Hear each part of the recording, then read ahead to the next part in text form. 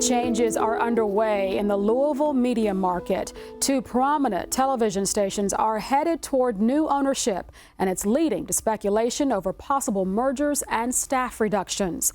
Our Laura Rogers speaks with longtime Kentucky radio personality Terry Miners of News Radio 840 WHAS about the restructuring.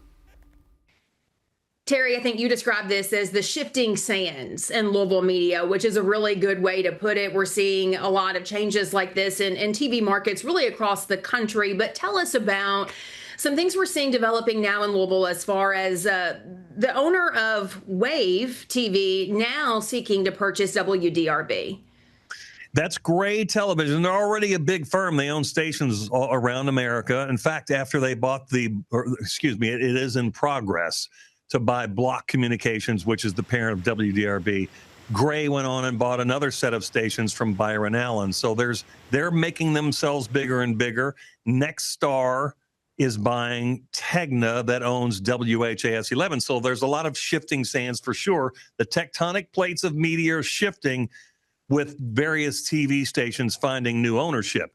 The interesting part of this is the duopoly, and that means having two prominent signals in the same marketplace. The law just changed recently that allows the NBC station, that happens to be Wave in Louisville, to own another one of the major signals, which is WDRB, which happens to be Fox in Louisville. And so still not sure what this will mean for those newsrooms or the staffing situations there, if we'll see some downsizing. We do know that longtime anchor and journalist Scott Reynolds made an announcement this week. He was no longer on the air at WDRB. I'm sure that's coming as a shock to a lot of viewers. It is. Scott is beloved, and I'm only guessing it's part of this thing because the potential sale of WDRB to Wave's parent company has to go through a process yet, and it could be another 9 months. We don't know how long that takes. Same thing for WHAS going under the Nexstar wing. But Scott Reynolds was in contract negotiations, and then suddenly the wind shifted, and all of a sudden they said, you're out. And that's what he's told us publicly. And so that's all we really know about that. And so companies in general, it happens everywhere. The Courier-Journal has pushed out more people. That happened last week. And we've all seen the downsizing in general of companies. I work for iHeartRadio. We went through a lot of changes over the years. And so when companies merge or one buys the other, of course, they look at numbers, and I think that sometimes leads to figuring out ways to save money, whether that means we're not going to buy another satellite truck, another bit of equipment, or some recording device, or it could get into the human resources, the actual employees. We don't really know yet. And you talk about the Courier-Journal. I understand they're leaving their longtime location. They're on Broadway. We'll be moving to some new offices, I presume a smaller space since they have a smaller staff, but still staying downtown. Right. And that's an iconic building. That whole look was so big a long time ago. The building was actually sold. The Courier sold it in 2022 for about $11.2 million.